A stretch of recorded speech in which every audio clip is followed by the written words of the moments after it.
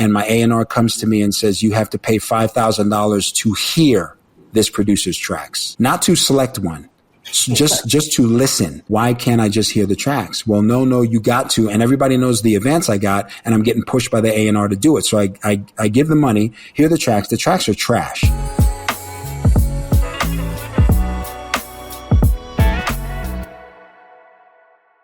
So much crazy stuff happens to producers in today's music industry. I mean, I have so many stories that I've never fully told because I feel like I would say names and potentially burn bridges simply because of how small the music business is. So even people who have done wrong are still in these same circles that people who are good people are in, and that just complicates things. Oh, I actually have people at my house. Yeah, I'm filming. Ted, how much do I charge you to listen to new beats from me?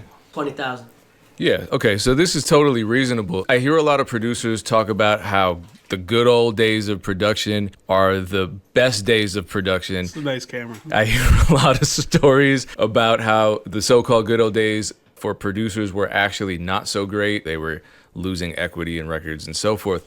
So it's great to hear from someone who actually lived that era. I'm talking about the legend himself, Young MC. Here's another clip from the full episode where we had the privilege of speaking to him, and he talks about a lot of crazy stuff that was going on. And I'm being fair and balanced here. Some of it benefited producers, and there were predatory practices that still persist in the music business today. Appreciate you tuning in. Thank you for subscribing. If you haven't subscribed yet, that was a hint, a not so subtle hint. Appreciate it. Peace. One of the stories I have, Pain, when I was on my major label, I got $1.5 million as an advance, and my A&R comes to me and says, you have to pay $5,000 to hear this producer's tracks, not to select one, just to listen. And then I'm saying, well, why can't I just hear the tracks? Well, no, you got to. And everybody knows the advance I got, and I'm getting pushed by the A&R to do it. So I give the money, hear the tracks. The tracks are trash. So in hindsight, thinking back, number one, obviously the A&R got a cut of it.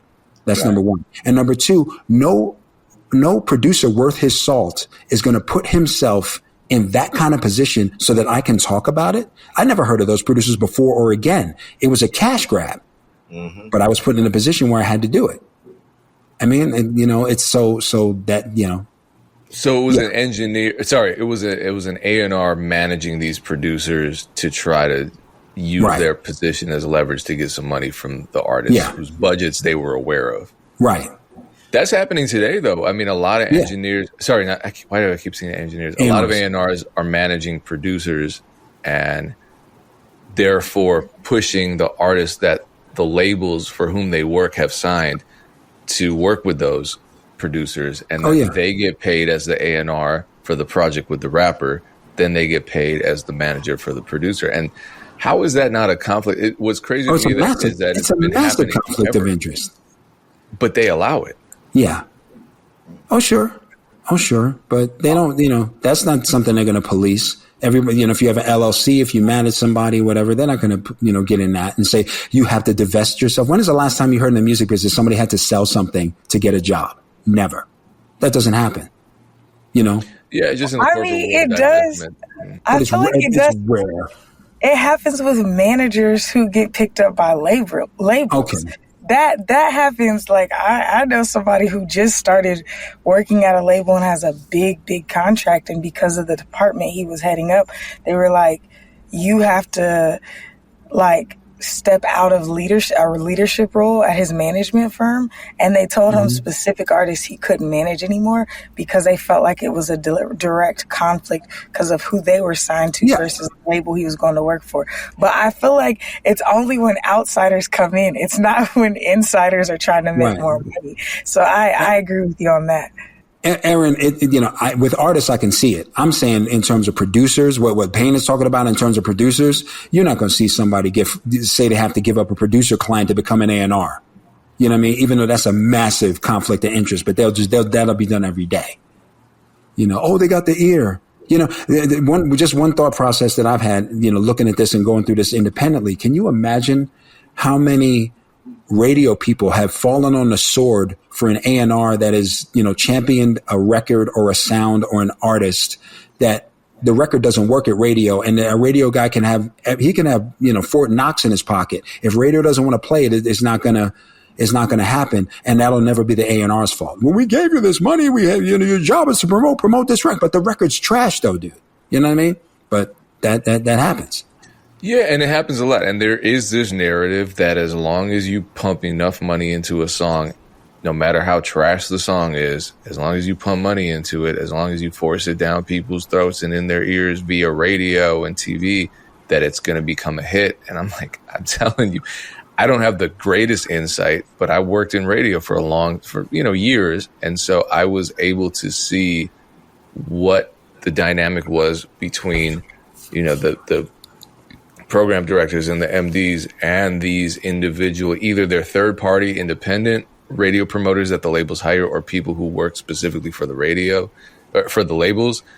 I saw what they were doing to try to get these records in. And one, it was all about relationships. They weren't really sliding the money or anything like that. They were doing a lot. I mean, exhausting work. You have to be built a certain way to do that kind of job because you're just trying to be friends with everybody. Right. And then number two, the songs that a lot of people thought were going to work died behind the scenes. And people don't realize that songs die in radio all the time because they don't remember them. They remember the hits and they always say, well, that song's annoying as shit. The only reason it's a hit is because they forced me to listen to it.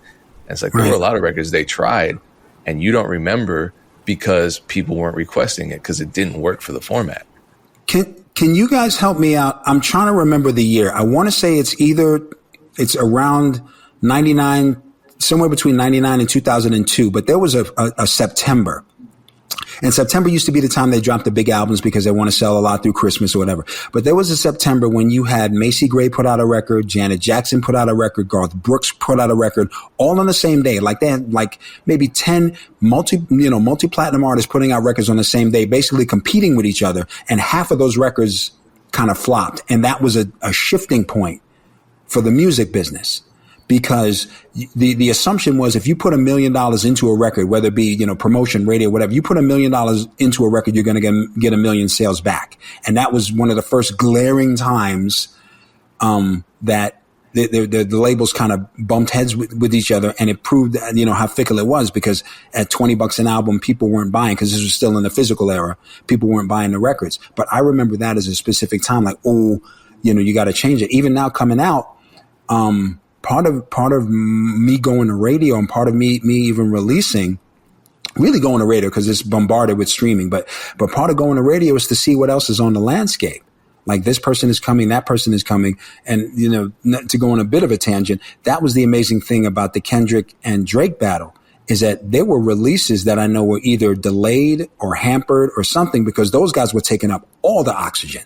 And when those, previous releases were being conceptualized and thought through and funded and okay, we'll go in this and this date. And then Kendrick drops one and Drake drops one and that takes up a chart position and that takes up a bunch of spins. Oh, maybe we should wait.